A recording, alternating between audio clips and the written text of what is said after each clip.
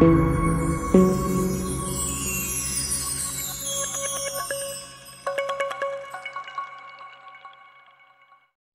पुरानी बात है। मुल्क ईरान में एक बादशाह हुकूमत करता था। ये जंगों का जमाना था। जो बादशाह ताकतवर होता किसी न किसी बहाने दूसरे मुल्क पर हमला करके फतह कर लेता। बादशाह के दरबारों में ज़हीन अक्लमंद वजीरों और सिपा सालारों की बड़ी कदर होती थी। बहादुर फौजियों को भी बहादुरी पर इनामात मिलते थे। अगर कुछ अरसा लड़ाई झगड़े न जंग न होती, वज़रा और उमरा एक दूसरे के खिलाफ साजिशें शुरू कर देते। हर दरबार में साजिशी टोले होते जो बादशाह को किसी न किसी के खिलाफ भड़काते, कत्ल करवाते या कैद करवाते। ऐसे ही वजीर आजम के खिलाफ बादशाह को बदजन करने लगे। जैसे पत्थर पर कतरा कतरा मुसलसल पानी गिरता रहे तो इसमें सुराख हो जाता है, इसी तरह गीबत और चुगली वो काम करते हैं जो तलवार से मुमकिन नहीं होता। वो बादशाह से कहते, इसकी नजरें आपके तख्त पर हैं, इसने ये फैसला किया, इसने ये हुक्म दिया, वगैरह वगैरह। आपको याद होगा महमूद गजनवी का गुलाम अयाज था। महमूद गजनवी इस पर बहुत मेहरबान था। हासिद अयाज के खिलाफ थे। वो बादशाह से गीबत करते रहते। एक दिन एक हासिद ने बादशाह को बताया कि अयाज कभी कभी बैत अलमाल जाता, लगता है खजाना चुराता है। बादशाह ने कहा, अब जाए तो बताना। एक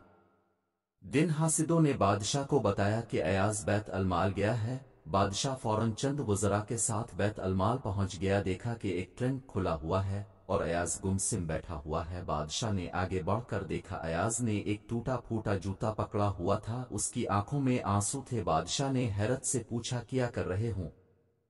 अयाज ने सर उठाया कर बादशाह को देखा, फिर नजरें झुकाकर बोला, बादशाह सलामत। जब आपके पास आया था तो ये टूटे हुए जूते और फटे हुए कपड़े पहने हुए थे। मैं कभी कभार उधर आता हूँ और उन चीजों को कहता हूँ ताकि मुझ में गुरूर और तकब्बुर न आए, और मैं अल्लाह का शुक्र अदा करता हूँ। मैं इस काबिल न था जितना इसने मुझ पर रहम किया है। ये देख और सुनकर तमाम हासिद शर्मिंदा हो गए। ईरानी बादशाह ने चुगलखोरों और हासिदों के कहने पर वजीर आजम को कैद करवाया और उसकी आंखों में गर्म सिलाइयां फिरवाकर अंधा कर दिया और एक कैद खाने में फेंकवा दिया। आज बादशाह के दरबार में एक जौहरी आया। इसने एक जैसे दो हीरे बादशाह के सामने रखे और कहा, बादशाह सलामत, उनमें से एक हीरा असली है और दूसरा नकली है। अगर आप शनाख्त कर लें तो आपको तोहफा दे दूंगा, और अगर पहचान ना सके तो मुझे इतना इनाम देना होगा। पहले तो बादशाह ने कोशिश की मगर नाकाम रहा। इसने अपने जौहरी बुलवाए और उन्हें शनाख्त करने को कहा, वो भी नाकाम हो गए। इसने बताया कि इससे पहले 2-3 बादशाहों के दरबारों में गया था, वहां से भी इनामात जीत कर आया है। अब तो ये बात बादशाह के लिए चैलेंज बन गई कि वो हीरा की शनाख्त न कर सका। बादशाह और उसके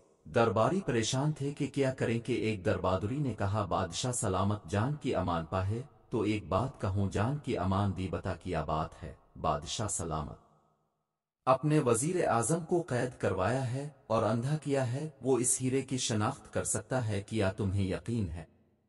बादशाह ने पूछा, जी हुजूर, उसके पास अक्ल और इल्म है, मुझे यकीन है कि वो इसमें जरूर कामयाब हो जाएगा। वजीर आजम को पेश किया जाए। बादशाह ने हुक्म सादिर किया। कैद खाने से वजीर आजम को लाया गया। वो कमजोर हो गया था, उसकी तबीयत खराब थी। बादशाह ने इसका हाल चाल पूछा और कहा कि वो असली और नकली हीरा शनाख्त करे। इस पर हासिद और चुगलखोर हंसने लगे। जब आंखों वाले पहचान न सके तो ये अंधा कैसे पहचान सकेगा? वजीर ने कहा, हुजूर, मेरी तबीयत खराब है, मैं कुछ देर धूप में बैठना चाहता हूँ। वो हीरे लेकर धूप में बैठ गया। कुछ देर उसने एक हीरा पकड़ा और बादशाह से कहा, हुजूर, ये असली है और दूसरा नकली। इस पर सभी लोग हैरान रह गए। बादशाह ने मालिक जौहरी को दिखाया तो वो मान गया।